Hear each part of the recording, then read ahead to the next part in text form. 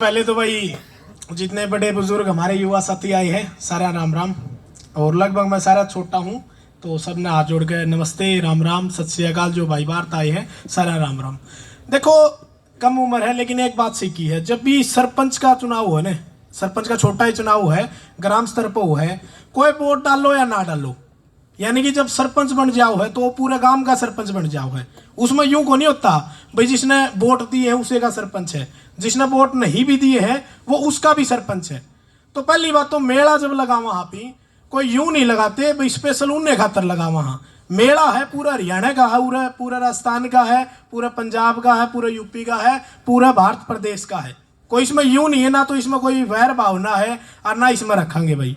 जो KDFA एक संस्था बनाई गई है बड़ी अच्छी बात है भाई, क्योंकि जो हरियाणा के मेले थे पहले बहुत सारे हो थे, मुर्रा एसोसिएशन का मेला था, 2-4 और मेले हो जाया करते। हरियाणा में अब कम हो गए मेले, एक कुरुक्षेत्र वाला लगे हैं वो भी ज्यादातर गाया पे ही काम करे। क्यों मनवीर भाई, मुर्रा पे जो काम होना वो बंद ही हो गया। वहां पे भी आपने देखा होगा देसी जो कैटेगरी थी वो तो बंद होगी, यानी कि हरियाणा की जो खुद की नस्ल थी हरियाणा देसी का हो उसका तो कितने नाम में नहीं रहा, ना तो कुरुक्षेत्र के मेले में रहा और कोई मेला लगता है नहीं।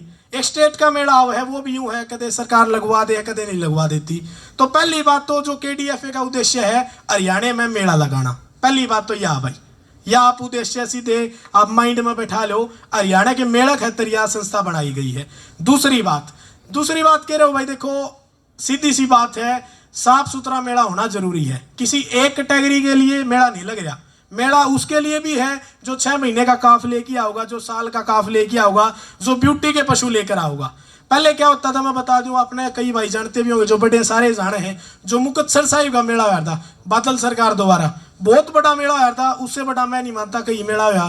क्यों सुरेंद्र अंकल जी, अच्छा मेला था मेरे ख्याल में, सब बात वो उससे न मान्या करते। और वे पशु जीत्या करते, हरियाणा के चंद पशु जीते हैं उन्हें न चैंपियन मान्या करते। तो उन्हें क्या कराया भाई, लगातार कई चैंपियन बन जा रहे, वे जोटे बार बार वो इनाम, वे भैंस बार बार वे भैंस बार बार वे जोटे। तो उन्हें सरकार ने दिमाग लगा भाई नू तो हर साल ये तो चैंपियन बन जा है, इन्हें ट्रॉफी मिल जाए, इन्हें इनाम मिल जाओ है। कोई नया जोटा आंदा तो के खड़िया रहता, चौथा पा जाता, तीसरा पा जाता, दूसरा पा जाता, लेकिन भाई नाम तो एक का ही बाजेगा। पहलवानी में नाम सुशील का ही बाजे, क्योंकि भाई ज्यादा लगभग 4 ओलंपिक पार्टिसिपेट करे हैं। तो उन्हें एक दिमाग लगा भाई हमारे मेला में जो पशु चैंपियन बन जाऊगा हम उसने रिटायर कर देंगे।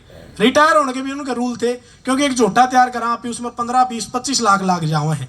तो उन्हें एक रूल और बना दिया साथ में भाई, एक बार चैंपियन बन गया तो उसको रिटायर कर दिया, लेकिन 2 साल बाद, यानी कि आज अगर 24 में जीत गया हो तो 25-26 में बैन रहेगा, लेकिन 27 में फिर वापिस आ जाओगा। बढ़िया रूल था, क्योंकि जिसका जो मुर्रा क्या है एक स्ट्रक्चर है, एक बहुत बढ़िया स्ट्रक्चर है भैंस का, चाहे नर हो गया चाहे मादा हो गया, लंबा चलने वाली नस्ल है। अगर 2 साल उसको रेस्ट दे दिया, तीसरे साल फेर ले आओ भाई, कोई दिक्कत नहीं। और इतनी जो बात मिल्किंग पे है, खास कर बात मिल्किंग पे चल रही है, सारे भैया ने बेरा है भाई मिल्किंग के ऊपर ये मेला होने लग रहा है।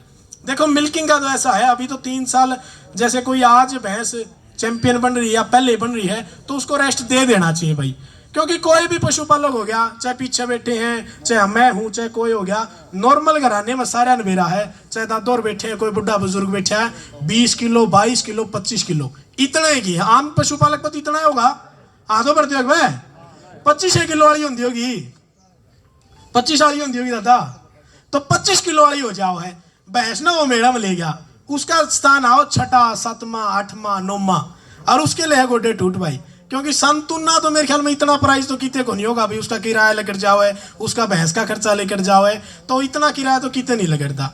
तो इन संतुना ने ऊपर उठाने खातर जो फर्स्ट सेकंड थर्ड वाली भैंसे हैं, जो कई बार चैंपियन बन ली, अच्छा रिकॉर्ड बना ली, तो उनको बैन कर दो। फिर क्या होगा, जो संतुना वाली है वे ऊपर उठ जाऊंगी। अरे एक खास बात और होनी चाहिए भाई, जो गैप होना चाहिए, यानी कि आज इतना निकाला है तो अगर कल इतना निकाल दिया तो फाउल हो जाओगा। जो कबड्डी में निकाल दे डबल टच होती है फाउल, बाहर हो गया। तो इसी तरीके से होना चाहिए। ज्यादा अगर टाइम का ज्यादा अनुपात ज्यादा हो गया, 1.5 किलो 2 किलो 2.5 किलो, वो तो सारे भाई मेरे तो ज्यादा समझदार बैठे हैं, वो आप डिसाइड कर सको हो। उससे क्या होगा, अब जैसे ये हुआ था BFA मेला हुआ था, इसमें लास्ट तक यूं नहीं बेरा था कौन सी भैंस जीतेगी। मनोवीर यह बात थी, कितने ग्राम तक सेकंड रहा था, 78 ग्राम तक। मतलब लास्ट मिल्किंग तो यूं नहीं बेरा था मोनवीर जीतेगा क्योंकि अमित ढांडा जीतेगा क्या भाई चरखी दादरी की एक और भैंस आ रही थी तीनों की तीनों का इतना टक्कर था वही असली मिल्किंग है भाई उसी में मजा हो है। तो मैं तो यही कहूंगा देखो अच्छी बात है और पशुपालकों के साथ होना चाहिए भाई। जैसे अपना मैं तो घर का उदाहरण दूंगा क्यों मैंने घनी दुनियादारी देखी घुनी है अर्जुन कुंगड़